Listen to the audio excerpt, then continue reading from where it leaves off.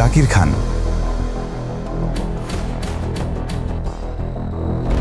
নারায়ণগঞ্জের রাজনীতি ও অপরাধ জগতের এক রহস্যময় চরিত্র, যার উত্থান পতনের গল্পকেও হার মানায়। তিনি জাকির খান। কারো কাছে তিনি শীর্ষ সন্ত্রাসী, আবার তার অনুসারীদের কাছে তিনি জনপ্রিয় নেতা।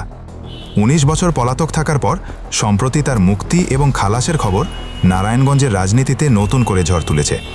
কে এই জাকির খান? কিভাবে একজন সাধারণ ছাত্র থেকে তিনি হয়ে উঠলেন নারায়ণগঞ্জের ত্রাস, এবং কাদের ছত্রছায়ায় তার অব্যাহত কাহিনী? ক্ষমতার পালাবদল হয় ১৯৯১ সালে। বিএনপি ক্ষমতায় আসার পর জাকির খানের সঙ্গে তার রাজনৈতিক গুরু নাসিম ওসমানের বিরোধ তৈরি হয়। এই সুযোগে তিনি ১৯৯৪ সালে বিএনপি নেতা কামাল উদ্দিন মৃধার নেতৃত্বে বিএনপিতে যোগ দেন এবং ক্ষমতার কাছাকাছি চলে আসেন। তার দুর্ধর্ষ হয়ে ওঠার শুরুটা হয় ১৯৯৫ সালে। সোনার বাংলা মার্কেটের পেছনে আরেক সন্ত্রাসী দয়াল মাসুদকে প্রকাশ্যে গুলি করে হত্যার মাধ্যমে তিনি নারায়ণগঞ্জে নিজের আতঙ্কের রাজত্ব প্রতিষ্ঠা করেন। এরপর থেকে তার জীবনের একটা বড় অংশ কেটেছে জেল আর রাজনৈতিক ছত্রছায়ায়। ১৯৯৬ সালে বিএনপি সরকারের আমলে হামলা ও ভাঙচুরের মামলায় তার ৭ বছরের জেল হয়, কিন্তু তৎকালীন রাষ্ট্রপতি শাহাবুদ্দিন আহমেদের সাধারণ ক্ষমায় তিনি মুক্তি পান। মুক্তির পেছনে তৎকালীন স্বরাষ্ট্রমন্ত্রী আব্দুল মতিন চৌধুরীর বড় ভূমিকা ছিল বলে শোনা যায়। তাদের সম্পর্ক এতটাই ঘনিষ্ঠ হয় যে জাকির খান স্বরাষ্ট্রমন্ত্রীর নাতি হিসেবে পরিচিতি পান। তবে ক্ষমতার পট পরিবর্তনে ১৯৯৬ সালে আওয়ামী লীগ সরকার এলে আবারও গ্রেপ্তার হন জাকির খান। এক ঠিকাদারের কাছে চাঁদা দাবির অভিযোগে তার ৫ বছরের জেল হয় এবং ৪ বছরই কাটান। ১৯৯৯ সালে স্বল্প সময়ের জন্য জামিনে বের হয়েই তিনি জেলা ছাত্রদলের সভাপতির পদ বাগিয়ে নেন। এরপর বিশাল গাড়িবহর আর অস্ত্রসজ্জিত মহড়া দিয়ে নিজের শক্তি প্রদর্শন করেন। এর ফলে ২০০১ সালে তত্ত্বাবধায়ক সরকারের আমলে আবারও গ্রেপ্তার হন তিনি।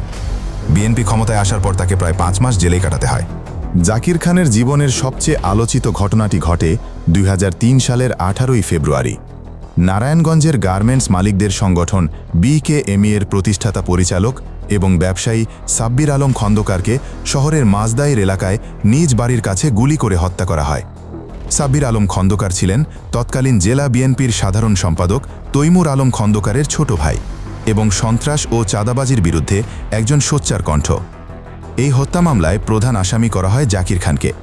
এরপরেই অপারেশন ক্লিন হার্ট অভিযান শুরু হলে দেশ ছেড়ে থাইল্যান্ডে পাড়ি জমান তিনি। শুরু হয় তার ১৯ বছরের পলাতক জীবন। অভিযোগ রয়েছে থাইল্যান্ডে তিনি হোটেল ব্যবসা শুরু করেন এবং সেখান থেকেই নারায়ণগঞ্জের অপরাধ জগৎ নিয়ন্ত্রণ করতেন। দীর্ঘ ১৯ বছর পর ২০২২ সালের সেপ্টেম্বরে র্যাব তাকে ঢাকার বসুন্ধরা আবাসিক এলাকা থেকে গ্রেপ্তার করে। গ্রেপ্তারের পর থেকেই তার অনুসারীরা মুক্তির দাবিতে সক্রিয় ছিল। এমনকি বিএনপি নেতা মির্জা আব্বাসও এক সমাবেশে তার মুক্তি দাবি করেছিলেন। ৩৩টি মামলার মধ্যে ৩০টি থেকেই তিনি খালাস পেয়েছেন। অবশেষে বহুল আলোচিত সাব্বির আলম খন্দকার হত্যা মামলায়ও বাকি ৮ আসামিসহ খালাস পেয়ে যান জাকির খান। ৫১ বছর বয়সী জাকির খান এখন মুক্ত। দীর্ঘ সময় পলাতক থাকা, একাধিকবার জেল খাটা এবং অসংখ্য মামলার আসামি হওয়ার পরও নারায়ণগঞ্জের রাজনীতিতে তার প্রভাব এতটুকুও কমেনি। তার মুক্তি নারায়ণগঞ্জের রাজনীতিতে নতুন কোনো সমীকরণের জন্ম দেবে, নাকি প্রবীণ রাজনীতিবিদের পাঞ্জাবিতে নিজেকে মোড়ে নেবেন? এই প্রশ্নগুলোই এখন ঘুরপাক খাচ্ছে নারায়ণগঞ্জের আকাশে বাতাসে।